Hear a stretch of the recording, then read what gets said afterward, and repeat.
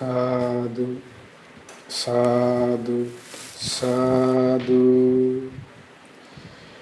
නමෝ බුද්ධාය. හැම දිනාටම තෙරුවන් සරණයි. වැඩ සිටින අපගේ පින්වත් ස්වාමීන් වහන්සේගෙන් අවසර ශ්‍රද්ධාවන්ත පින්වත්නි, මේ වන විට අප සාකච්ඡා කරමින් සිටින්නේ උතුම් ධර්ම කාරණාවන් රාශියක් පිළිබඳව. ඒ තමයි සත්‍තිස් බෝධිපාක්ෂික ධර්ම. ප්‍රඥා ප්‍රාසාද නම් වූ මේ ධර්ම සාකච්ඡාමේ වැඩසටහනේ අප ගියවර වැඩසටහනේදී ආරම්භ කළේ මේ සත්‍තිස් බෝධිපාක්ෂික ධර්මයන් පිළිබඳව සාකච්ඡා කරන්න. එහිදී ඔබට අද වැඩසටහනේ ආරම්භයේ ප්‍රථම ගියවර වැඩසටහන සුළුවෙන් මතක් කරගත්තොත් ඒ තමයි ඔබට මතක ඇති ගියවර වැඩසටහනේ අපි සාකච්ඡා කළා මේ සත්‍තිස් බෝධිපාක්ෂික ධර්මයන්ට බෝධිපාක්ෂික ධර්ම කියන්නේ ඇයි කියන කරුණ ගැන.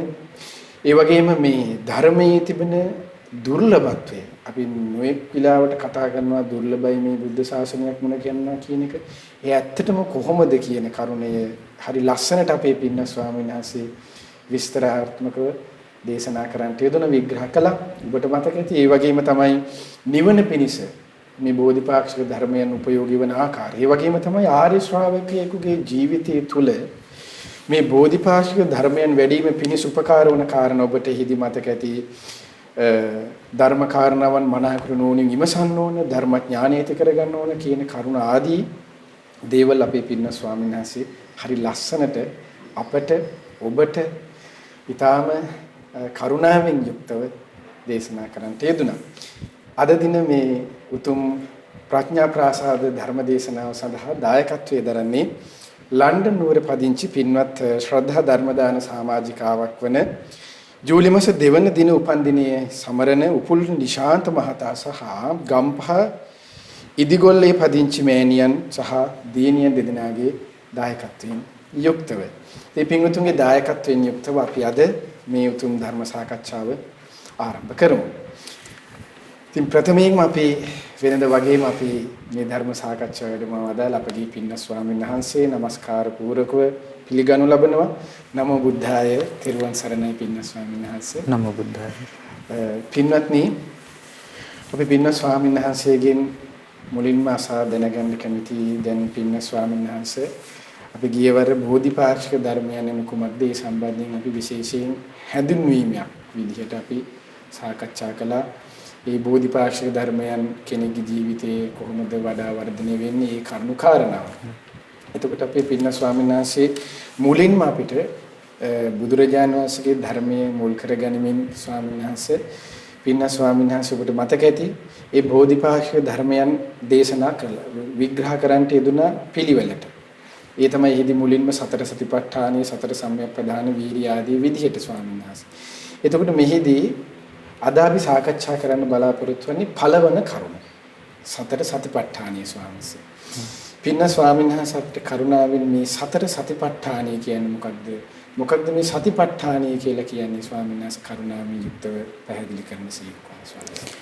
නමෝ බුද්ධාය. හැම දිනාටම තෙරුවන් සරණයි.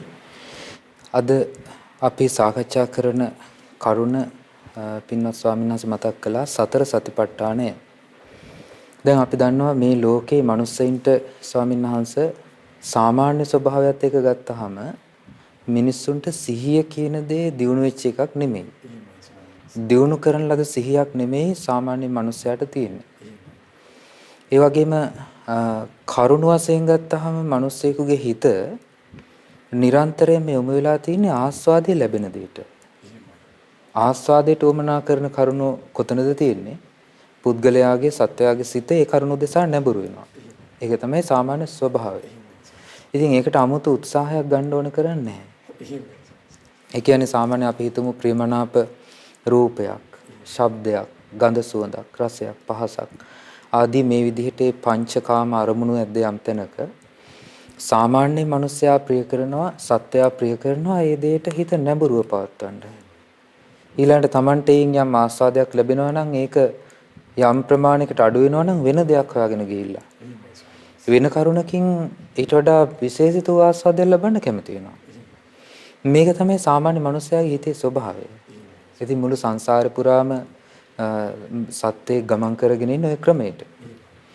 ඉතින් බුදුරජාණන් වහන්සේ දේශනා කරනවා දැන් අපි හිතන්නේ මේ ආසාව විතරක් කියලානේ.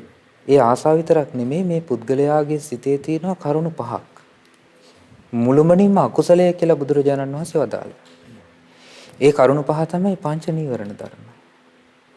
ඒ කියන්නේ කාමච්ඡන්ද, ව්‍යාපාද, තීන මිද්ද, උද්ධච්ච කුක්කුච්ච, විචිකිච්ඡා කියන මේ නීවරණ පහ. ඒ නීවරණ ධර්මයන්ට බුදුරජාණන් වහන්සේ පාවිච්චි කරපු වචනයක් තියෙනවා සබ්බමේව අකුසල රාශී. ඒ සියල්ලම සියලු ආකාරයෙන්ම අකුසල රාශියයි ප්‍රකාශ කරන්නේ.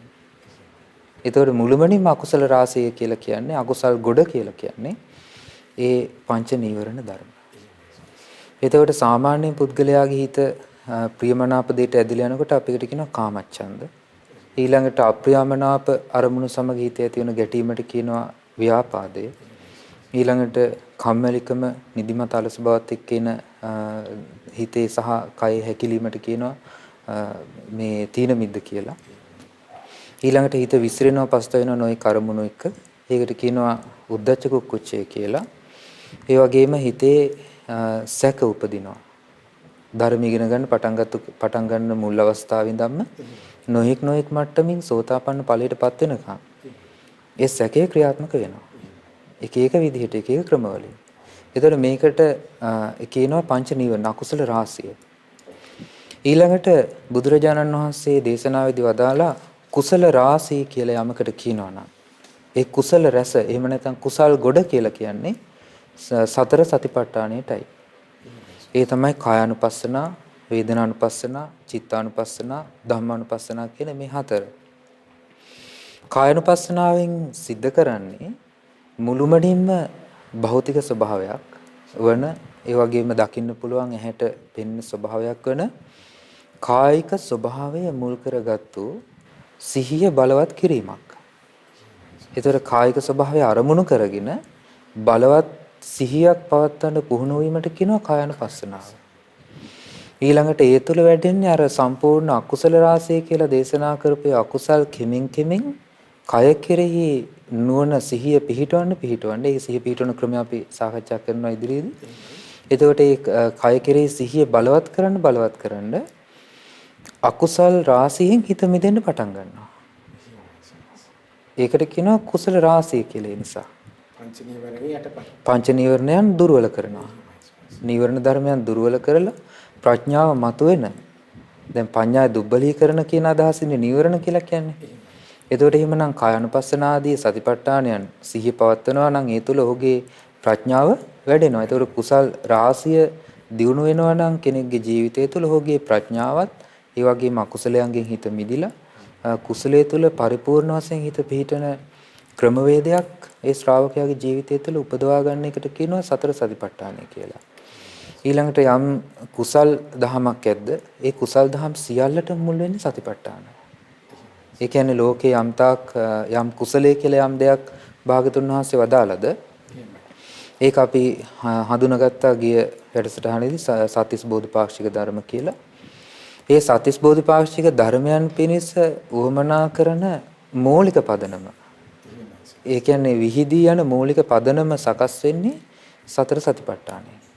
සතර සතිපට්ඨානයි ඒකයි බුදුරජාණන් වහන්සේ මුලටම ඒ කාරණාව දේශනා කළේ. ඒ නිසා ඒ කියන්නේ සතර සතිපට්ඨාන ධර්මයන්ගෙන් තොරව කුසල් වැඩිමක් බුද්ධ ශාසනය තුල කතා කරන්න බෑ. ඒ නිසා යම් කුසලයක් යම් නිවන් මඟක් යම් අකුසල් දුරු කිරීමක් ඇද්ද ඒ සියල්ලට මූලික වෙන ප්‍රධාන කාරණා වශයෙන් මේ සතර සතිපට්ඨාන ධර්මයන් හඳුන්වන්න පුළුවන්. දැන් අපි ඒ කාරණා ගැන තමයි ඉදිරියේ සාකච්ඡා කරන්න බලාපොරොත්තු වෙන්නේ. පින්වත්නි, මේ ස්වාමීන් වහන්සේ විග්‍රහ කරන්න යෙදුනා. දැන් අපි සාකච්ඡා කරන්න යන මේ සත්‍තිස් බෝධිපාක්ෂික ධර්මයන්ගෙන් මුලින්ම අප සාකච්ඡා කරන්නේ අපේ භාග්‍යතුන් වහන්සේ දේශනා කළේ සතර සතිපට්ඨානය කියන කරුණ.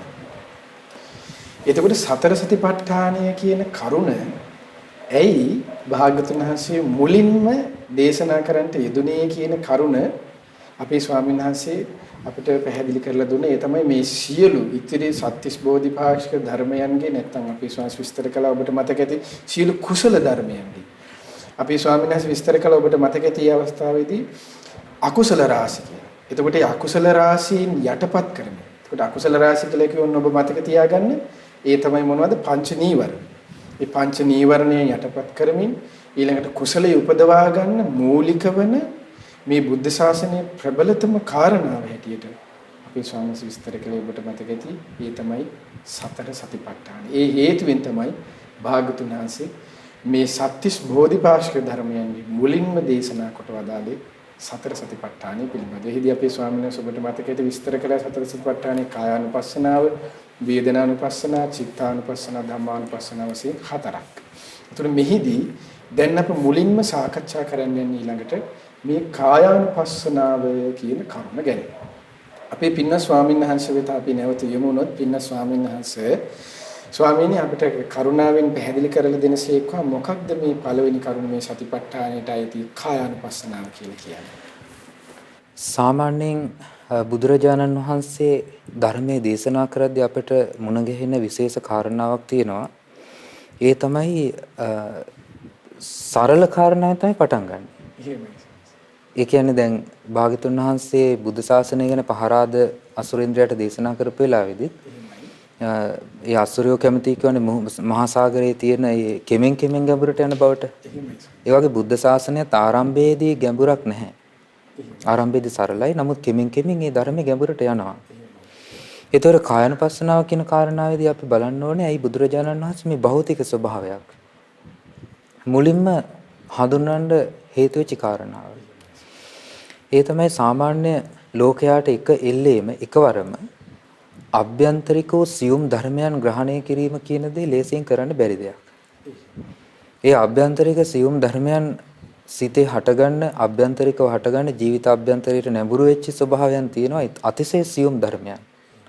ඒ සියුම් ධර්මයන්ට යන්නට ප්‍රථමයෙන් භෞතිකව හෝ එහෙම නැත්නම් අපිට සාමාන්‍ය ලෝකයේ දකින්න ලැබෙන යම් කරුණක තිබෙන යථාර්ථය අපි දැක්කොත් යම් ප්‍රමාණයකට හරි තේරුම් ගත්තොත් අන්න එතකොට ඒක සොයාගෙන යන්න උනන්දුවක් උවමනාවක් ඒ වගේම ක්‍රමානුකූලව ගැඹුරට යොමුෙන් උවමනා කරන මානසික ස්වභාවයක් ඒ ශ්‍රාවකයා තුළ හැදෙනවා.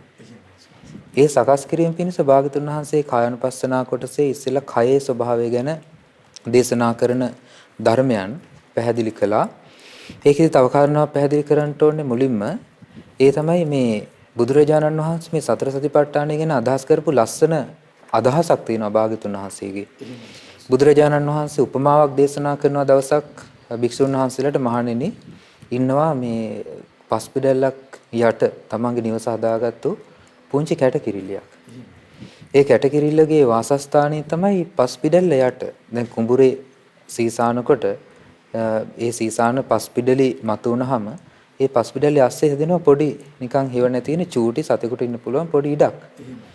එතකොට එතන තමයි මේ සතාගේ කූඩුව හදාගෙන ඒ සතා ජීවත් වෙන්නේ. එතකොට මොකද එතන තමයි සතාර තියෙන රැකවරණය. එතකොට මේ પરම්පරාවෙන් ඒ පිය පරපුරෙන් සම්පූර්ණ මව් පාර්ශ්වයෙන් පිය පාර්ශ්වයෙන් මේ පුංචි කැටකිරිලිට ලැබිච්ච උරුමය තමයි පස්පිඩල්ලයට ගේ හදාගෙන නැත්නම් නිවස හදාගෙන ඉන්න එක. එතකොට මේ පිටට ගියොත් ඒ සතා ඊට පස්සේ තියෙන යාට අනතුරක්. එයින් බහැර ආරක්ෂක ස්ථානේ නෙමෙයි. එතකොට එයා බහැර වෙච්ච ගමන් එතනින් එයාට තියෙන්නේ වෙන බාහිර ප්‍රබල සත්වයන්ගේ ගොදුරක් බවට පත්වීම. ඒ කැටකිරිලි අහස පේනකොට අහසට යන්න කැමැත්තක් ඇති වෙන නිල් පාට ආකාශය පේනකොට. එතකොට ඒ සතා අහසට යනවා කිසිම ආරක්ෂාවක් නැහැ දැන්.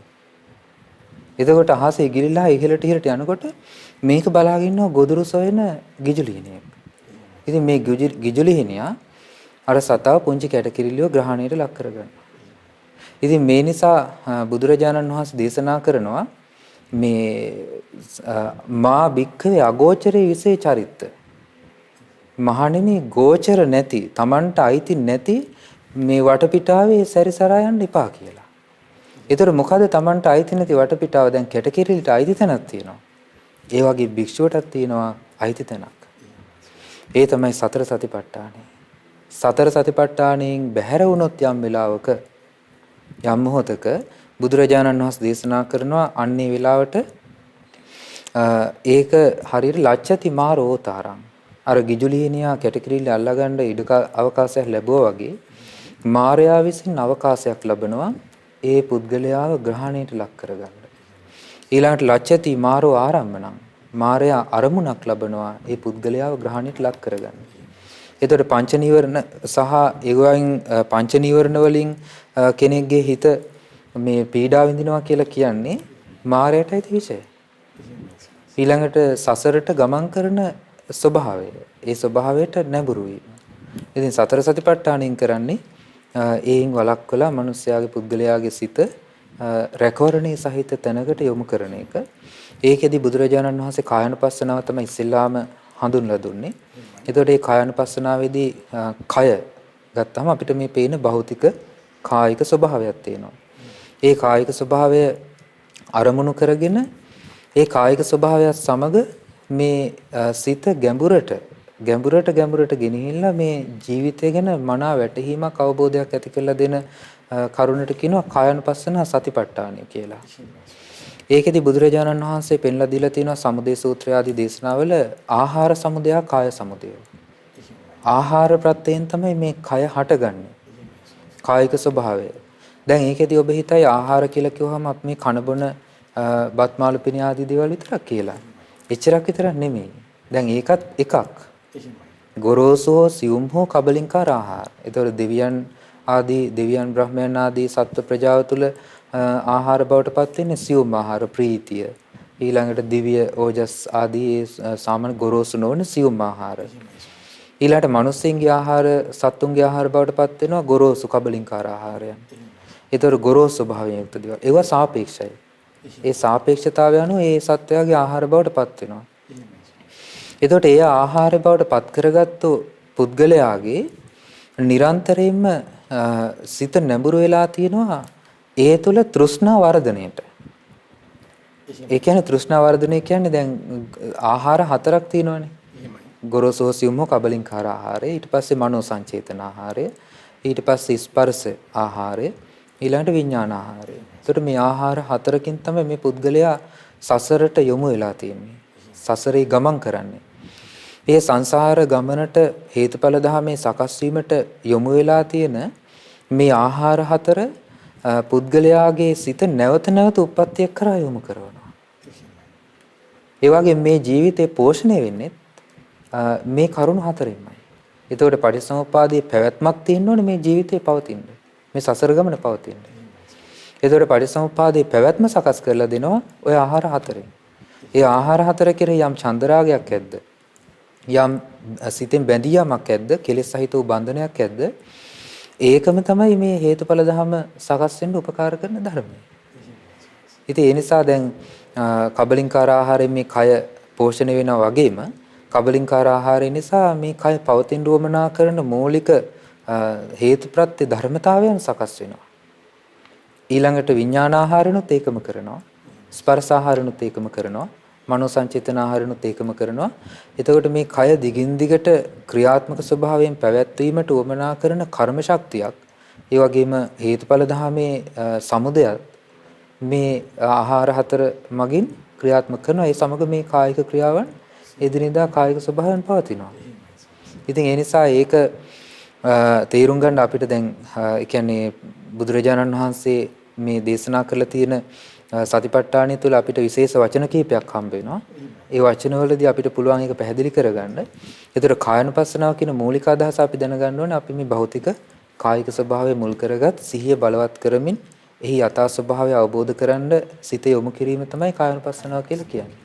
පින්වත්නි, අපේ දැන් පින්න ස්වාමීන් වහන්සේ අපිට විග්‍රහ කරන්න යෙදුනා මේ කායානුපස්සනාව කියන කරුණ ගැන.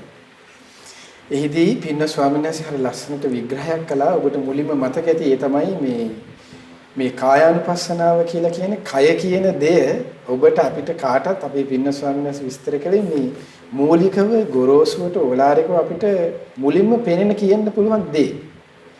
එතකොට ඒ තමයි කෙනෙක්ගේ ස්වභාවයන් අනුව කෙනෙක්ට මූලික වෙන කරුණ. එතකොට අපි පින්න ස්වාමීන් වහන්සේහිදී අපිට සූත්‍ර දේශනානුසාරයෙන් විග්‍රහ කළා මේ කයි පැවැත්ම පිණිස උපකාර වන කරුණු කාරණාවන් 4ක්. එතකොට මේ කරුණු කාරණාවන් 4 ඔබට මතක ඇති ආහාර කියලා විස්තර කරනවා. එතකොට ඒ ආහාර 4ෙන් කරන්නේ කොමක්ද මේ සසරේ පැවැත්ම තමයි පෝෂණය කරන්නේ. ඉපදෙමින් මැරෙමින් යන සසර ගමන කියන එක. එහිදී මිසියුම් හෝ ගොරෝසු කබලින්කාර ආහාරය, මනෝ සංචේතන ආහාරය, ස්පර්ශ ආහාරය, විඥාන ආහාරය වශයෙන් අපේ ස්වාමීන් වහන්සේ හරි ලස්සනට ඔබට මතක ඇති විග්‍රහ කරන්න යෙදුණා. එතකොට අපි පින්න ස්වාමීන් වහන්සේ විග්‍රහ කළා දැන් මේ කායානුපස්සනාවට අනුව පින්න ස්වාමීන් වහන්සේ මේ හිත පිහිටවන ආකාරයන් ගැන තිබෙනවා කියලා. පින්න ස්වාමීන් වහන්සේ මොනවද මේ කයෙහි යථා ස්වභාවය අවබෝධ වන පරිදි මේ සිහි පිහිටවන්න ඕන කර්ම කාරණාවන් කියන්නේ ස්වාමීන් වහන්සේ. දැන් මේකෙදී බුදුරජාණන් වහන්සේ සතර සතිපට්ඨානේ කායानुපස්සනා කොටසදී දේශනා කළ තිනවා භාවනා ක්‍රම 14ක්. ඒ කියන්නේ සිහිය පිහිටවන්න උවමනා කරන මූලික අවස්ථාවන් 14ක්. කරුණු 14ක් ඔස්සේ සිහිය පිහිටවනවා. එතකොට ඒක හරියට මේ වගේ. දැන් අපි ගත්තාම අපි යම් ගොඩනැගිල්ලක් දිහා බලනකොට පිටින් ඉඳන්. එතකොට බාහිරින් ඉඳන් අපි ගොඩනැගිල්ල දිහා බලනකොට අපිට ගොඩනැගිල්ලේ වහලේ පේනවා. ඊට පස්සේ දොරවල් පේනවා, ජනෙල් පේනවා. ඊළඟට ඒකේ කණු තියෙනවා නම් ඒ කණු ආදී වර්ණ ස්වභාවයන් ඒවා පේනවා. එතකොට මේ දේවල් වලින් අපි තීරණය කරනවා මේක ගොඩනැගිල්ලක්. එතකොට ඔන්න කෙනෙක් ළඟට ගිහිල්ලා ඒ ගොඩනැගිල්ලේ දොරක් විවෘත කරලා ඒ විවෘත කරපු දොරෙන් ඒ ගොඩනැගිල්ල ඇතුළ බලනවා. දැන් එයාට ගොඩනැගිල්ල ඇතුළට ආවට පස්සේ දොර පේන්නේ නැහැ. ඊට පස්සේ දැන් ගොඩනැගිල්ලෙන් පිට ඉඳන් දැකපු දේවල් ටික පේන්නේ නැහැ. ඊට පස්සේ දැන් පේන්නේ එයාට අභ්‍යන්තරේ තියෙන දේ. ඒතර අභ්‍යන්තරේ මොනවද තියෙන්නේ කියලා විග්‍රහ කරගන්න පුළුවන්. ඒ වගේ මේ කය පිළිබඳව බුදුරජාණන් වහන්සේ කායानुපස්සනාවේ භාවනා 14කට බෙදලා කොටස් කරලා පෙන්නපු භාවනා 14න් කරන්නේ මේ කයේ යථා ස්වභාවය අවබෝධ කිරීම පිණිස උවමනා කරන දොරටු 14ක්. එතකොට එකිනෙක දොරටුවෙන් කෙනෙකුට ඇතුළට ගිහිල්ලා බලන්න පුළුවන්. ඒ බලනකොට ඔහුට මේ ජීවිතයේ ඇත්ත පේනවා. ජීවිතය ඇත්ත දකින්න පුළුවන් වෙනවා. එතකොට එයාට යන්න පුළුවන් පළවෙනි දොරටුව තමයි පළවෙනි කාරණාව තමයි භාගතුන් වහන්සේ දාලා ආනාපාන සතිය ඔස්සේ මේ කය කෙරෙහි සිහිය පිහිටවලා ගැඹුරට මේ ජීවිතය ගැන විමසා බලන්න පුළුවන්. ඊළඟට භාගතුන් වහන්සේ දේශනා කරනවා ඉරියාපත. ඊළඟට සති සම්පජානය. ඊළඟට මේ අසුබය පිළිකුල් භාවනා පිළිකුල් වශයෙන් මේ කය කොටස් කරලා බලන්න.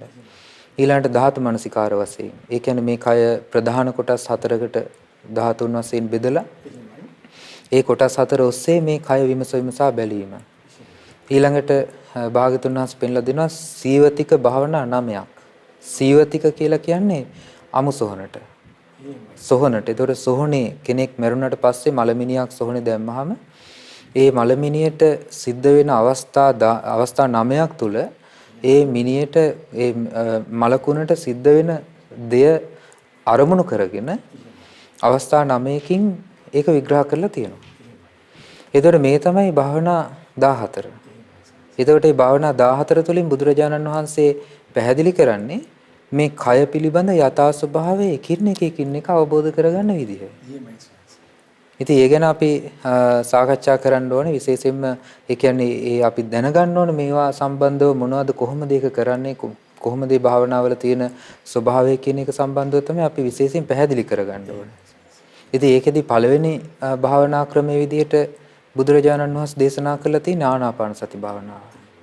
ආනාපාන සතිය කියලා කියන්නේ ආස්වාසයත් ප්‍රස්වාසයත් කෙරෙහි මේ සිහිය බලවත් කිරීම. දැන් කයේ පැවැත්මට ප්‍රධාන වෙන දැන් අපිට කය පේන්න තිබුණාට කයේ පැවැත්මට ඍජුවම උපකාර කරන සාධකය තමයි අපි මේ හුස්ම ගන්න එකත් හුස්ම හෙලන එකත්. හුස්ම හෙලීමක් ගැනීමක් නැති තැන එතන කයේ පැවැත්මක් නැහැ. එයා මැරිච්ච කෙනෙක්. සාමාන්‍ය විද්‍යාත්මකව. එතකොට නමුත් ඒක ධර්මානුකූල නෙමෙයි. සාමාන්‍ය භෞතික විද්‍යාත්මකව සාමාන්‍ය මිනිස්සුෙකුට පේන ස්වභාවය අනුව බැලුවහම කයේ ස්වභාවය කය පවතින්නේ මේ ආස්වාද ප්‍රස්වාසයේ සමග. ඒ නිසා ඒ ආස්වාද ප්‍රස්වාසයට බුදුරජාණන් වහන්සේ හඳුන්වපු නමක් තියෙනවා කායපටිබද්ධ.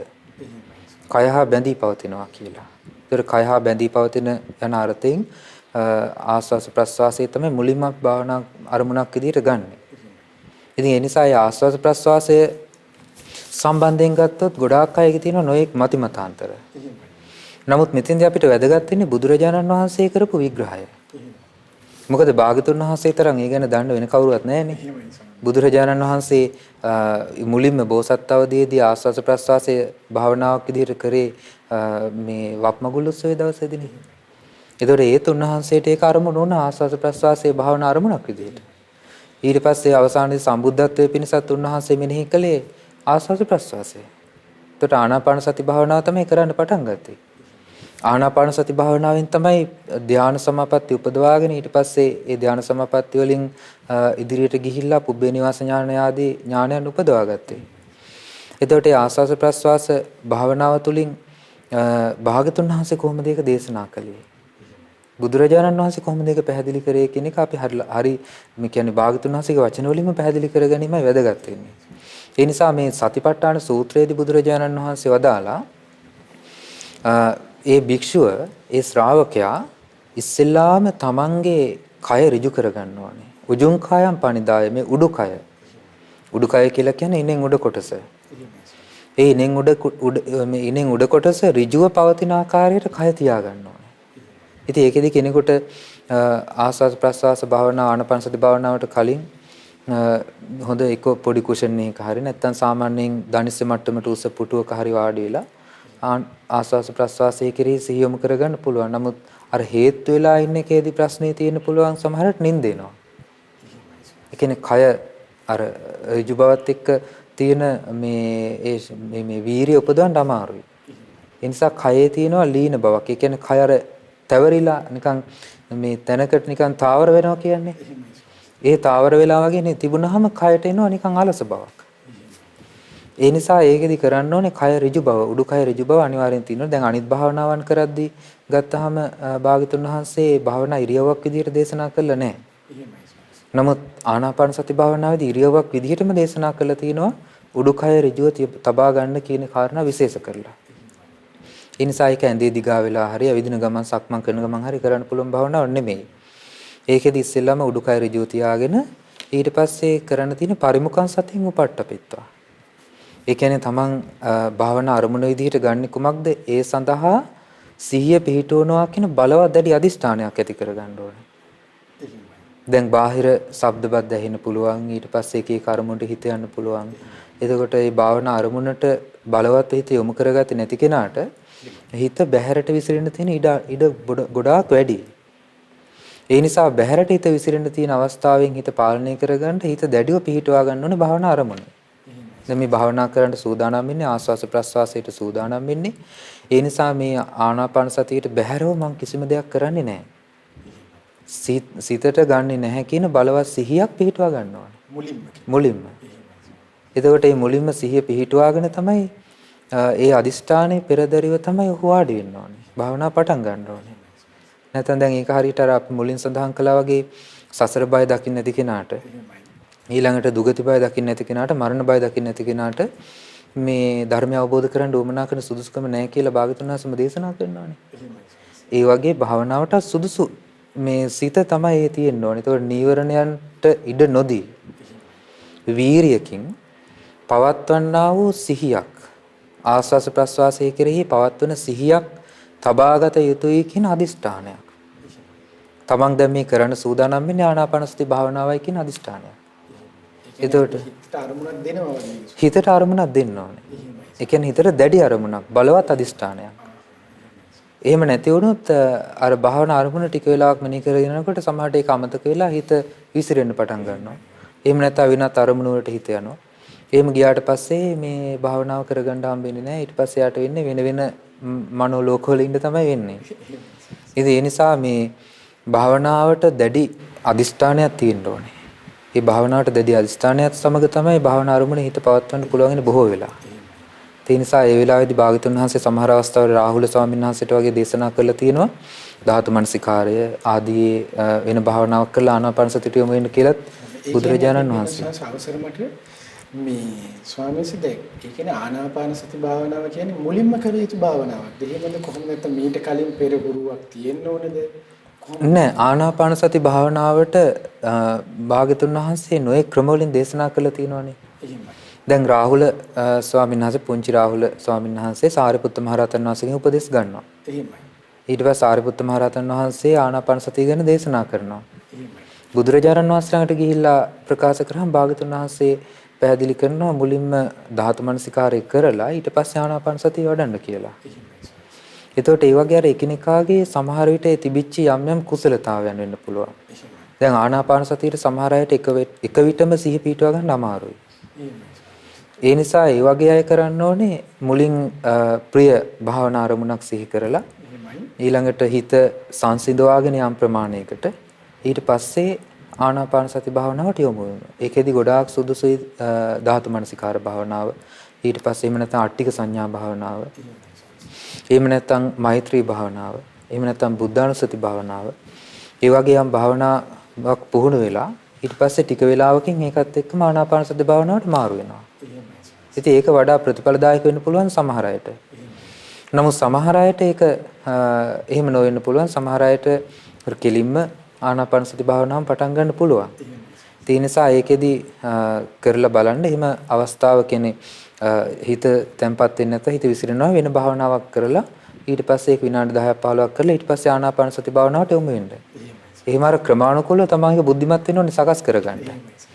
ඒ නිසා ආනාපාන සති භාවනාව මෙතෙන්දී අපි සතිපට්ඨානෙට අදාළව බුදුරජාණන් වහන්සේ දේශනා කරද්දී පැහැදිලිවම දේශනා කළා තියෙනවා. ඒ දැඩිව අදිෂ්ඨාන කරගත්තු භාවනා අරමුණ දැඩිව සිහි කරගත්තු ස්වභාවයකින් මේ භාවනාව කරන්න පටන් ගන්න. පරිමුඛං සතින් උපට්ඨපෙත්වා ඊළඟට සෝ සතෝ වස්ස සති සිහියෙන් යුතුව හුස්ම ගන්නවා. සතෝ පස්ස සති සිහියෙන් යුක්තව හුස්ම හෙලනවා. ඒතර සිහියෙන් යුතුව හුස්ම ගැනීම සහ හෙලීම ආස්වාසයත් ප්‍රස්වාසයත්. දැන් ඔය ආනපාන කියන එක සමහර අය වචන නොඑක ආකාරයෙන් විකෘති කරලා කියනවා. වර්තමානයේ. නමුත් බුදුරජාණන් වහන්සේ ඒක පැහැදිලිව දේශනා කරන සෝ සතෝව අස්ස සති. ඔහු සිහියෙන් යුක්තව හුස්ම ගනී. ඊළඟට සෝ සතෝව පස්ස සති. සිහියෙන් යුතුව හුස්ම හෙලයි. ඒතර මේක තමයි ආනාපාන සති භාවනාවේ පළවෙනි පියවර. එතකොට ආස්වාස ප්‍රස්වාසය හැර දැන් අපි ගත්තාම ආස්වාස ප්‍රස්වාසයේදී සමහර අයගේ ආස්වාස ප්‍රස්වාසයේ දැනෙන පිළිවෙල දැනෙන ක්‍රමය අනුව සමහර අවස්ථාවල එක එක අය එක මතමතාන්තර ප්‍රකාශ කරන සමහර අය කියනවා ඒක දැනගන්න කියලා මේ කුස පිම්බෙනවා හැකිලෙනවා කියන එකෙන්. ඒක භාවනා අරමුණකට ඒක බුදුරජාණන් වහන්සේ කියපු කාරණාවක් නෙමෙයි. ආස්වාසය පටන් ගන්නෙ නාසිකාග්‍රයෙන්. ඒ කියන්නේ නාසයේ අගින්. නාසයේ මුල. ඒතර නාසයේ මුල අපේ හුස්ම රැල්ල වදින තැනක් තියෙනවානේ.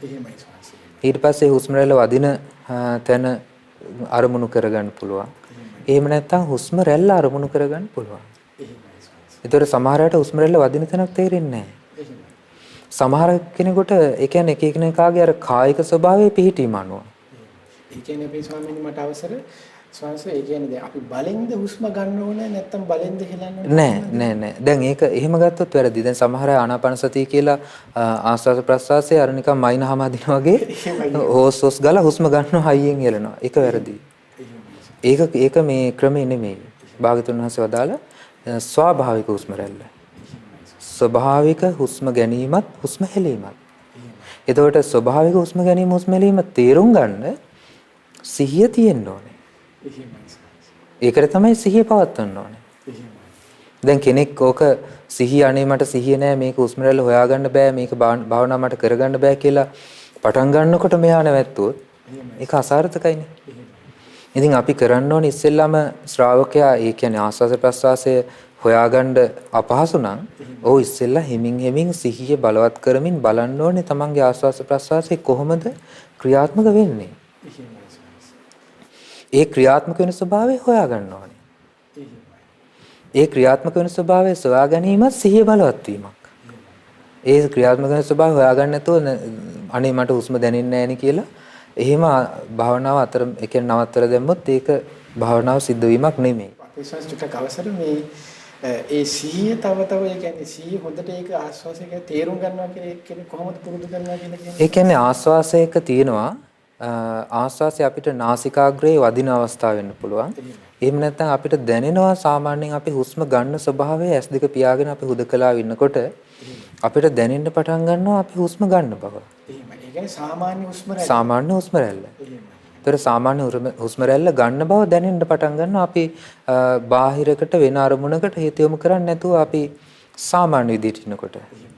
එතකොට ඒකට ඕන කරනවා මේ අර මොකද්ද භාගතුන් වහන්සේ දේශනා කරපු අර වටපිටාව ශූන්‍යාගාරය.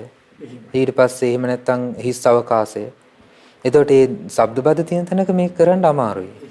එතකොට ඒකයි භාගතුන් වහන්සේ දේශනා කරන්නේ අරඤ්‍යගතෝවා රුක්කමූලගතෝවා ශුඤ්ඤාගාරගතෝවා. නිසීදති පල්ලංකං ආභුජිත්වා.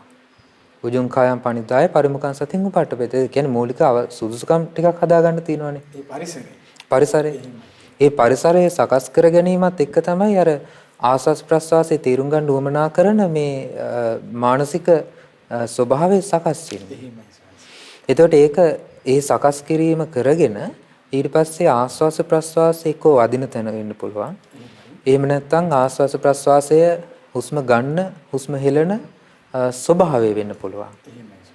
එතකොට ඒකෙදි හුස්ම රැල්ල පස්සේ යන්න කියන එක නෙමෙයි මේ කියන්නේ. දැන් සමහර කෙනෙක් තේරුම් ගන්න පුළුවන් එහෙනම් මේ හුස්ම රැල්ල පටන් ගන්නේ නාසිකාග්‍රයෙන් ඒක නවතින්නේ පෙනහල්ලෙන්. ඒ නිසා මේක නාසිකාග්‍රයෙන් පටන් අරන් පෙනහල දක්වා යන එක අපි බලාගෙන ඉන්න ඕනේද? ඒක හොයන්න ඕනේද?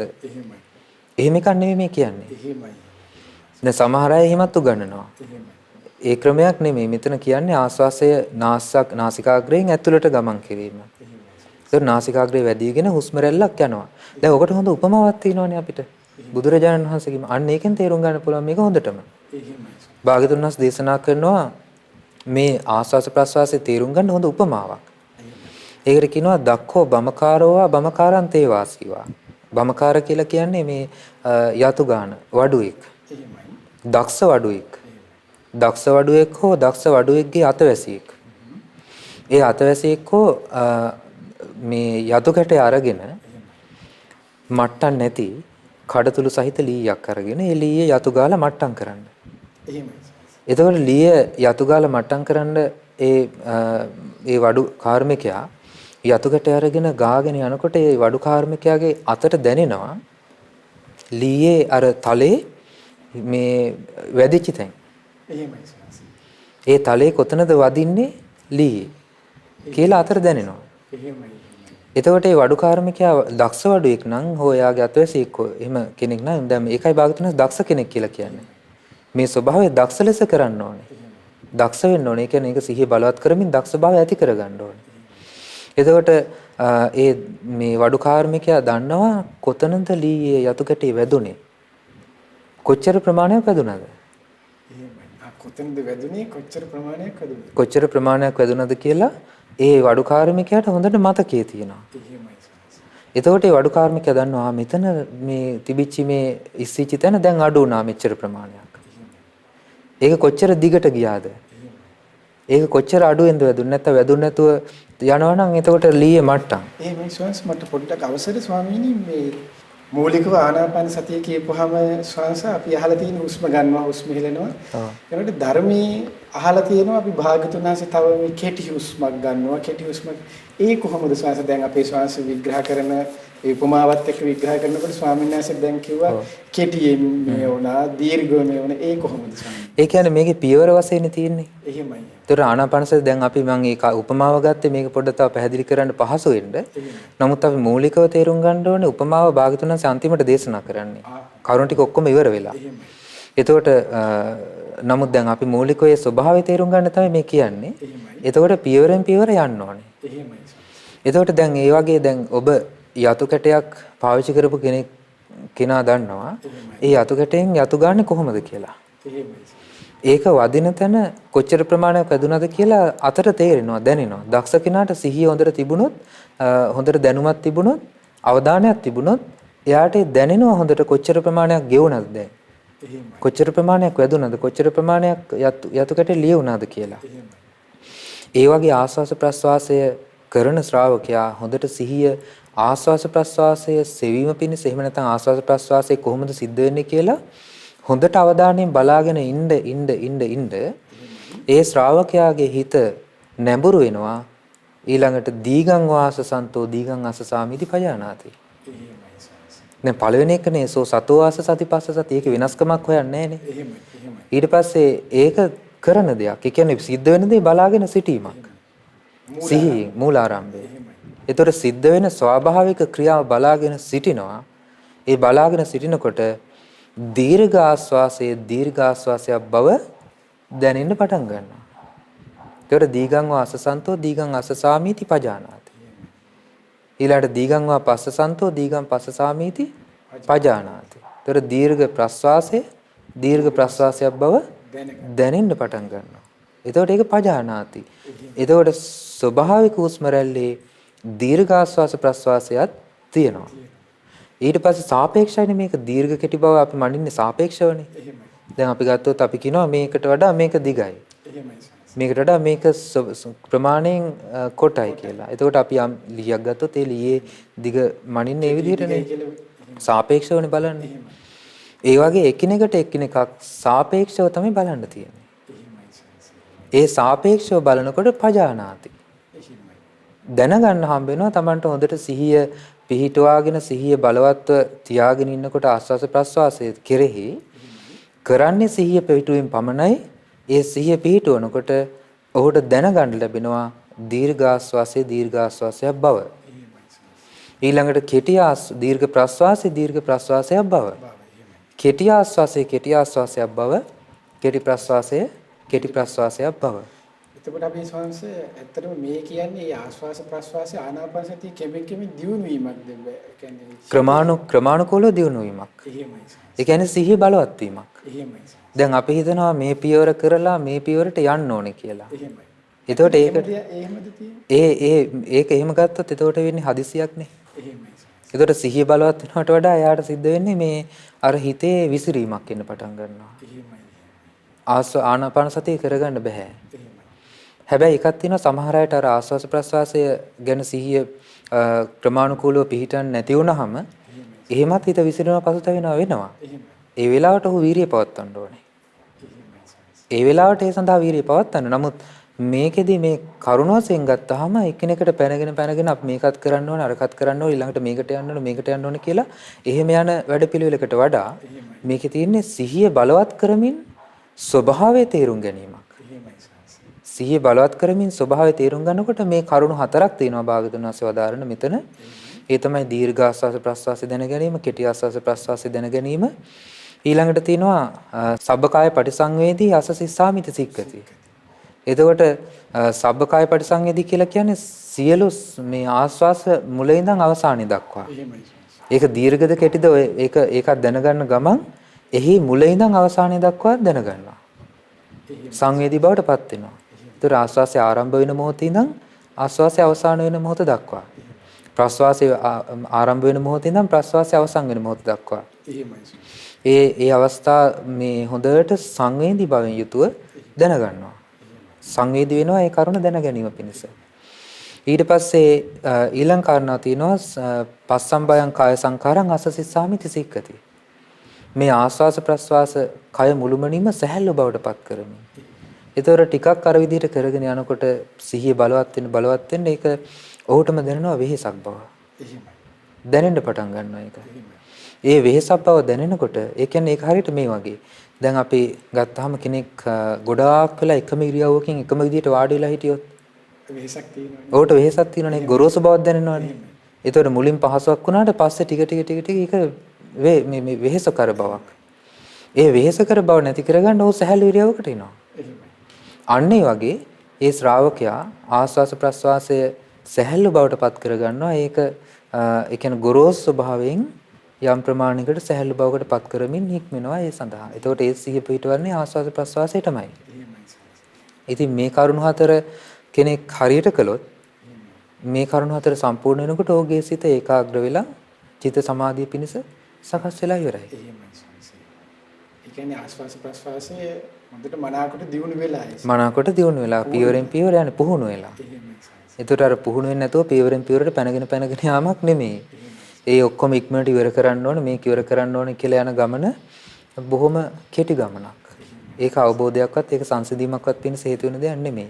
වීරියෙන් යුතුව සිහියෙන් යුතුව සිහිය බලවත් කරමින් තමයි මේ ආස්වාස ප්‍රස්වාසය තුළ ඉක්මෙන්න තියෙන්නේ. පින්වත්නි අපේ ස්වාමීන් වහන්සේට අපි විශේෂයෙන් අද පින් අනුමෝදන් කරන්න ඕනේ. මොකද අපිට ආනාපාන සතිය ගැන මුල සිටම සරලව ඊටාම ලස්සනට ඔබට අපිට කාටත් අපි ස්වාමීන් වහන්සේ කියලා දුන්නා. අපි හැමෝම අහලා තිබුණේ මේ ආශ්වාස කියන්නේ හුස්ම ගන්නවා හුස්ම හෙලනවාද ඉක්මනින් වේගයෙන් කරන්න ඕන එකක් අපි හිත පිහිටව ගන්න ඕන එකක් බලෙන් කරන්න ඕන එකක් ඔය වගේ දේවල් ආදී විදිහට. ඉතින් අද ධර්ම සාකච්ඡාව අපි මෙතනින් අද කාලය අපිට ලැබිලා තියෙන විදිහට අපිට අවසන් කරන්න වෙනවා. අපි කවුරුත් ආස කරන මේ ආනාපාන සතිය වගේ භාවනාවක් පිළිබඳව අපිට අපේ ස්වාමීන් වහන්සේ කියලා දුන්න කාරණා සම්බන්ධයෙන් අපි විශේෂයෙන් පින් අනුමෝදන් කරමු.